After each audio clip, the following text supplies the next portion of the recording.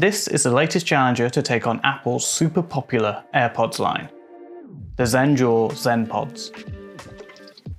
But before we start, I must declare that Zendure did send me these as an early review sample, but all opinions are my own.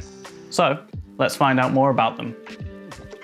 These noise-cancelling Bluetooth earphones are launching in a couple of weeks and are going to cost $65 at launch.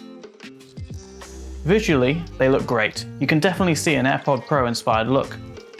The charging case is small and lightweight, but it really does feel a bit cheap. What's great to see is that Zendure have embraced USB-C for charging, but at least give us a proper USB-C cable. Let's ditch the old standard. And unfortunately, there's no wireless charging, but at this price point, can you really knock them for it?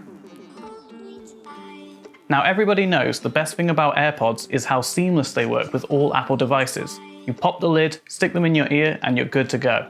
With these, on first opening, they're not quite as smooth, but they do connect straight away. Now I'm no audiophile, so I couldn't give you a professional opinion on the sound of these, but it knocks the socks off my AirPods. There's just so much more bass and the clarity is just there. They're also supplied with 2 sets of ear tips, so hopefully, no matter how big or small your ears are, they should fit. Now, let's talk about the main selling point, the noise cancellation. At first, I didn't feel I could notice a difference, but it wasn't until I went into a crowded shop that they really shined. Obviously, the quality isn't going to be as good as over-ear cans, but between volumes 30 and 70%, you get the best results. Now, another feature borrowed from other noise-cancelling headphones is the transparency mode. It subtly boosts noises around you, but not to the point that it ruins your listening experience. Now, the standout feature for me has to be battery life. I was sat on the sofa with my feet up, editing away for about 8 hours, and I only took them out once, and that was to go make some food. And in that time, I didn't have any dropouts or battery warnings. They just kept going, and I was using them at about 60% volume. Now they're quoted for 6 hours battery life when used at 50%, but I felt like I got a bit more than that. And also, the case provides up to 24 hours of charge, so you're not going to need to charge them very often.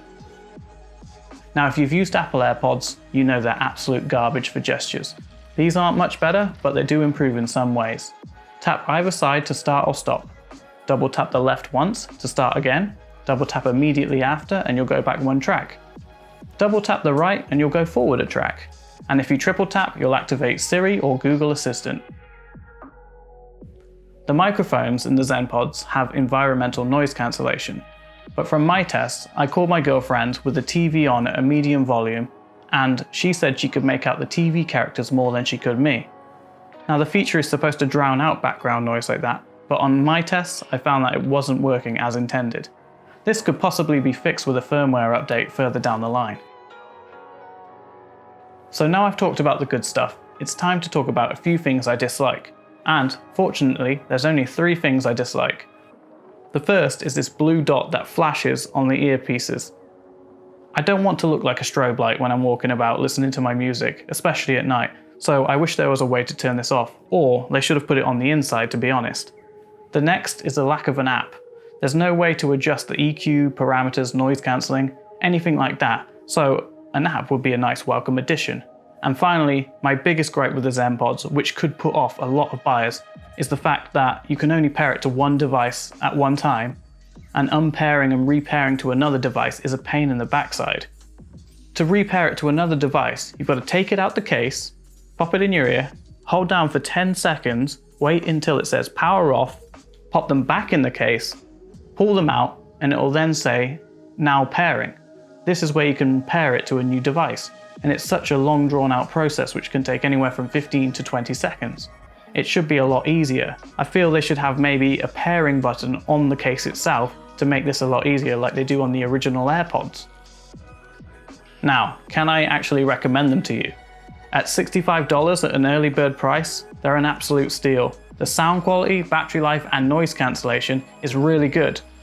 But if, like me, you use multiple devices, it may be a problem.